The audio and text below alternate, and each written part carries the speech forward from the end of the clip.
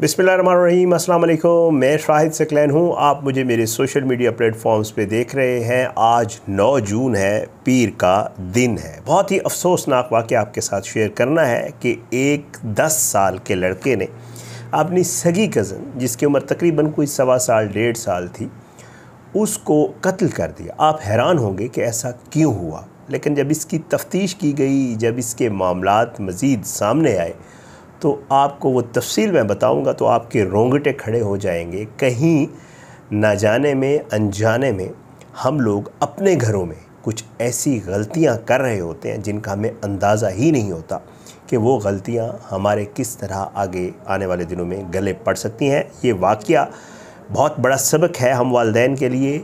मैं इसलिए अक्सर वाक़यात जब होते हैं, मैं उनके मुहर्रिकात के ऊपर, उनकी इन्वेस्टिगेशन को जब देखता हूँ और मुझे लगता है कि ये हमारे मुआशरे में हो रहा है और अगर मैं लोगों को अवेयर करूं इससे, तो यकीनन इससे उनको फ़ायदा होगा। तो मेरी कोशिश होती है कि मैं इन इश्यूज़ के ऊपर, इन टॉपिक्स के ऊपर बात ज़रूर करता हूं और लोगों को भी कहता हूं कि सुने भी ज़रूर और उसको शेयर भी करें, लोगों को बताया करें कि ये वाक़यात आखिर हो क्यों रहे हैं। वाक़या तो रोज़ हर आप सुनते हैं, ख़बरों में भी आ रहे होते हैं, लोग भी बता रहे होते हैं, लेकिन उसके पीछे मुहर्रिकात होते हैं। हादसा खुद नहीं होता, उसके पीछे कुछ मामलात होते हैं। ऐसा ही ये वाक़या हुआ है।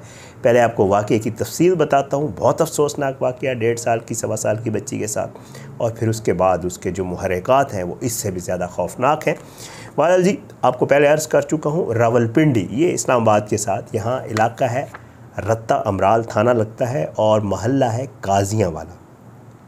वहाँ पे बच्ची है जी, जिसका नाम तकरीबन 1-1.25 साल का मरियम बच्ची थी।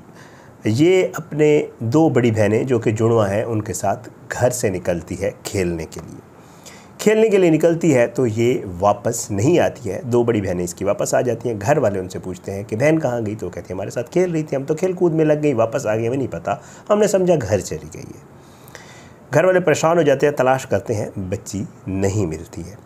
उसके बाद घर वाले, जैसे आपको पता है एक प्रोसेस है पूरा, वो ख़ुद तलाश करते हैं, नहीं मिलती तो उसके बाद इस बच्ची की दादी मुसर्रत बीबी की मुद्दत में जो है वो पुलिस से रब्ता किया जाता है और कानून के तहत मुकदमा दर्ज करवा दिया जाता है कि जी हमारी बच्ची जो है वो गुम हो गई है। जो जुमेरात गुज़री है, जो ईद से पहले जुमेरात थी, इसमें जो है जुमेरात वाले दिन जो है इस बच्ची की बॉडी रिकवर होती है गंदे नाले से, और वहाँ पे मकामी पुलिस, क्योंकि ऑलरेडी एक दरख्वास्त दी जा चुकी होती है अगवा वगैरह की और लापता होने की, तो पुलिस को इन्फॉर्म किया जाता है और पुलिस मौके पर पहुँच जाती है और पुलिस जो है वो बॉडी रिकवर करती है और पोस्टमार्टम के लिए इसको डिस्ट्रिक्ट हेडक्वार्टर हॉस्पिटल मुंतकिल किया जाता है और वाक़ये की तहकीकात शुरू कर दी जाती हैं।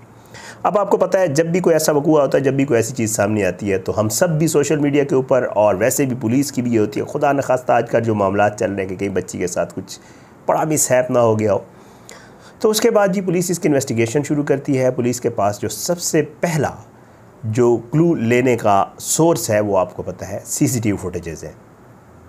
पुलिस प्राइवेट कैमरास चेक करती है, क्योंकि मोहल्लों में तो ज़ाहिर है सेफ सिटी के लगे नहीं होते। प्राइवेट कैमरास लोगों ने, बहुत अच्छी बात है, आजकल अपनी सिक्योरिटी के लिए लगाए हुए हैं, लेकिन ये पुलिस को तफ्तीश में बड़ी मदद देते हैं। पुलिस CCTV कैमरास चेक करती है तो पुलिस ये देख कर हैरान रह जाती है कि जी इसी बच्ची के घर में रहने वाला, इसका अजीज़ है, साथ रहने वाला, कज़न कहा जा सकता है, जिस बच्चे का नाम आज़ान है, इसकी उम्र तकरीबन 10 साल और 6 माह है। वो जो है, बताया ये जा रहा है कि जी CCTV फुटेज में पुलिस ये देखती है कि वो बच्ची को उस गली से उठाता है और वो उसको गंदे नाले की तरफ ले जा रहा है जहाँ से उसकी बॉडी रिकवर हुई है। पुलिस के कान खड़े होते हैं कि आखिर ये क्या मामला क्या हुआ है। पुलिस घर वालों को बताती है, CCTV फुटेज दिखाती है और फिर उसके बाद जो है कहती है कि जी हमने इस बच्चे को ज़रा इन्वेस्टिगेट करना है। छोटा बच्चा है, ज़ाहिर बात है, ज़्यादा इन्वेस्टिगेशन की तो ज़रूरत नहीं पड़ती। पुलिस उसको जब थोड़ा डराती धमकाती है, उससे पूछती है कि क्या हुआ, तो बच्चा बताता है कि जी मैंने ही इसका, बच्ची का सर जो है वो गंदे पानी में, मैं इसको उठा के ले गया था, मैंने इसका सर जो है वो गंदे पानी में डुबोया है, तो ये वहाँ पे इसको कुछ हो गया, ये मर गई और फिर मैंने इसको वहीं पे छोड़ा और फिर मैं भाग के घर आ गया। बहुत अफसोसनाक वाक़या। पुलिस ने उस बच्चे को अपनी हिरासत में लिया, अदालत में पेश किया। अदालत में पेश करने के बाद ज़ाहिर है छोटी उम्र का है तो उसको चाइल्ड प्रोटेक्शन के हवाले अदालत ने कर दिया। ये तो था वाक़या, लेकिन इसके मुहर्रिकात पे आता हूँ। जो मेरा असल मकसद है जिससे मैं बात करना चाह रहा था, और वालिदैन के लिए स्पेशली जिस पे बात करना चाह रहा था। अब आप ख़ुद सोचें, ये लड़का है, इसको सुनिएगा और फिर ये बताइएगा कि क्या इस लड़के का कसूर है इसमें। मैंने जब पूछा वहाँ पे हमारे पिंडी के जो सहाफ़ी दोस्त हैं वहाँ पे, और साथ में जब इसकी तफ्तीश को थोड़ा देखा तो पता ये चला बच्ची के वालिद जो है वो कंटोनमेंट बोर्ड में मुलाजिम है, जबकि ये जो बच्चा है इसका जो वालिद है, एक तो वो मंशियात का आदी है जो इसका वालिद है, और जो इसकी वालिदा है इस बच्चे की, वो बाप के मंशियात के आदी होने की वजह से इन लोगों को छोड़ के जा चुकी है। तो सो ये जो बच्चा है इसको ना तो बाप का प्यार मिला है, क्योंकि वो मंशियात का आदी है, वो तो एक ही काम करता है, वो नशा करता है या फिर बच्चे पैदा करता है, और उसके बाद उसकी बीवी से नहीं बनी तो फिर वो भी छोड़ के चली गई। अब इस बच्चे को ना बाप का प्यार मिला है ना माँ का प्यार मिला, और इसकी उम्र 10 साल है। ज़ाहिरी बात है जब इस बच्चे की ये सारी जो है, आप जैसे कह सकते हैं ना कि इस बच्चे की ये सारी इसके उसमें शख्सियत में ये कमियां मौजूद हैं।